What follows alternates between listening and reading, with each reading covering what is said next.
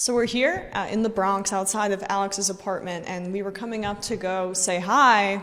I kind of got the sense that we were in the right place when I saw this. We already said hi, but let's walk in.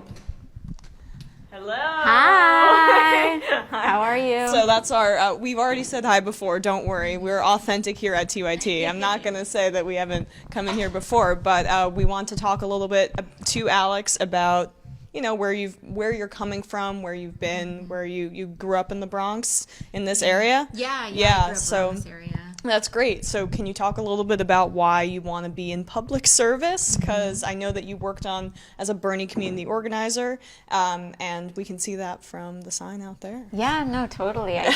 I grew up kind of between two worlds. I grew up half in the Bronx. My dad had a business here. I was born in this neighborhood. But then I also grew up half a little bit more upstate as well, because when I was a young kid, my mom saw the state of public schools in the Bronx, and we couldn't afford private school. We couldn't really afford tuition anywhere else. So my whole family had kind of chipped in for a tiny little house upstate, and I went to public school about 40 minutes north of here. So spending half of my time here with my family, where my dad kind of made a living and everything, and then spending half of my time more upstate, it really showed me how income inequality had an impact on children's lives and how the zip code that you're born in impacts your destiny.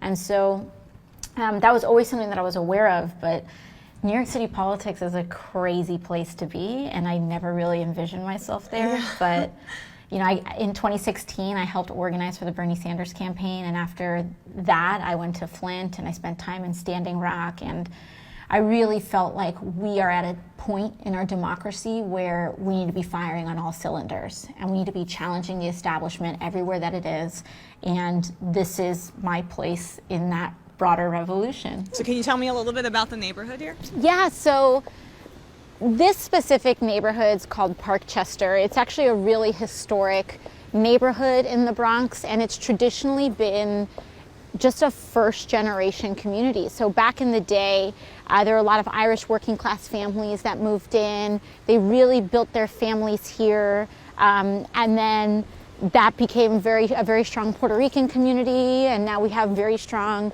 Bangladeshi first-generation families here, and it's one of the few places in New York where you can actually own your apartment instead of renting it. And so most other places you have to like buy your entire building to own where you live. Yeah. So that's what makes this such a strong engine for growth for working class communities. And so families come here, kids can go to school here, it's very family oriented, and it's really one of like the rare places in New York, one of the rare pockets where you can do that. There are a couple of other neighborhoods in the district actually, in Jackson Heights, Woodside, Sunnyside, where you can do that as well. Which is also in your district too. Which is also in my district, yeah. And yeah.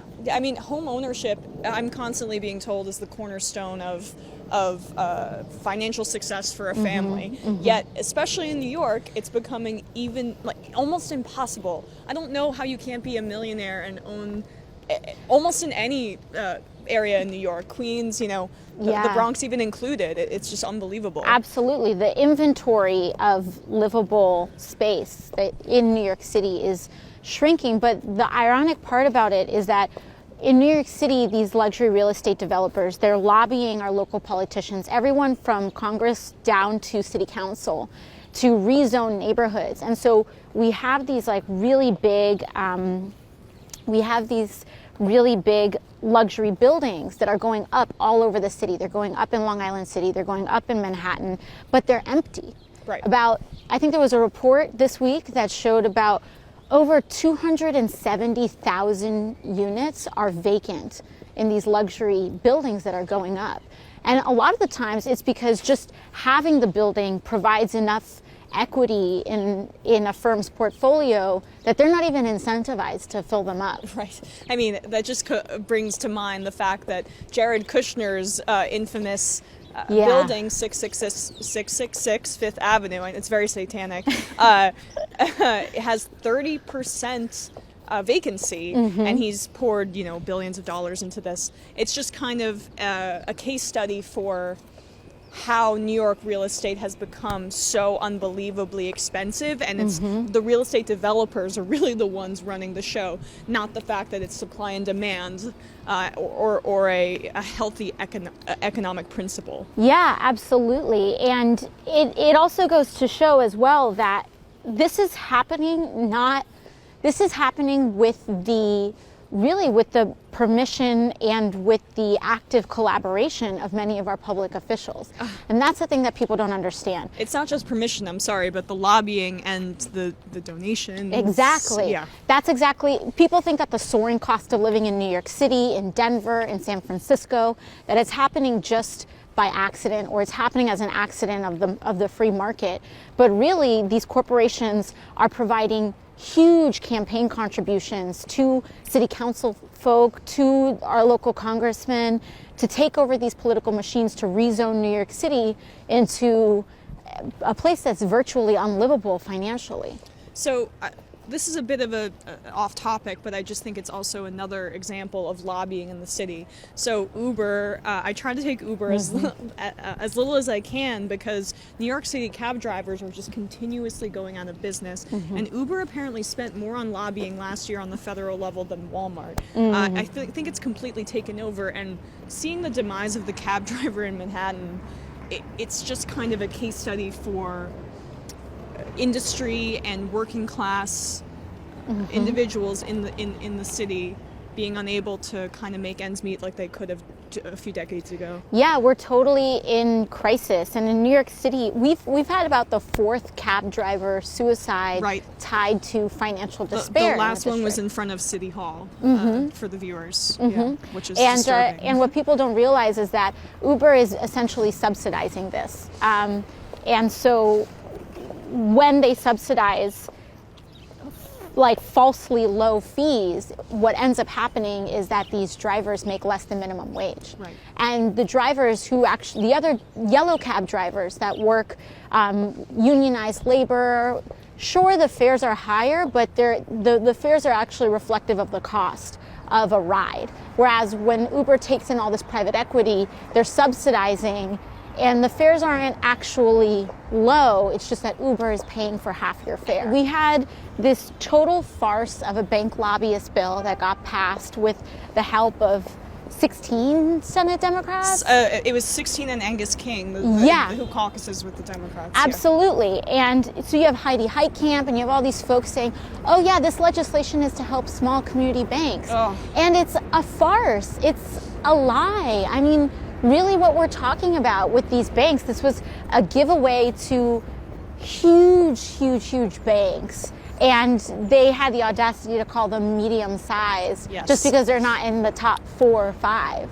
American Express and Barclays were included on there. Yeah, exactly. Yeah, Barclays has a stadium in Brooklyn. I think that they're doing okay. They're not a community mom and pop shop bank. They're not, but by conflating those two things, they try to kind of claim as though they're their champions. The bus that we're on right now, the Q44, is, if I'm not mistaken, it's probably the only direct line, or one of the only direct lines, that goes straight from the Bronx to Queens. The subway, everything else, you have to go all the way into Manhattan and all the way out. So this would either be an hour subway ride to get from Queens, or it takes 15 minutes by a bus. But the thing is that the bus is the only way you can really get directly from one borough to the other. So it's just like really emblematic of the community overall. You have to navigate it by bus. When people think of New York City public transit, they think of the subway.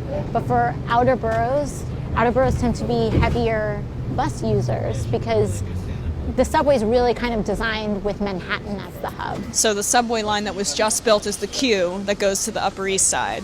It's pretty emblematic of the inequities in New York City, that's the line and the area that got priority with the subway system. Yeah, and that's where we choose to expand, and that's where we choose to invest in our public transit systems. But it's a surprise to no one here in New York City that we have a crisis. We have an infrastructure crisis. We have a subway crisis, because our government, really our governor, isn't investing in the infrastructure that we need down here in the city.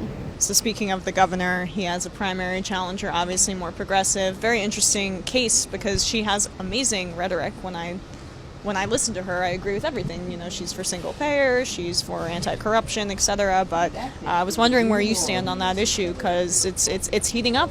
Your primary will coincide the same day as Cynthia Nixon versus Cuomo. Yeah, well, I think one of the big things that we have to face as New Yorkers is, especially as New York City residents, is that I think that a lot of our voting issues sometimes is less about the stances and it's more about the execution. And I think we really need to have a real conversation about corruption in the city. We need to have a conversation about corruption in the state because everyone runs as a Democrat, but except for, you know, some other communities. But in New York City, almost everyone runs as a Democrat.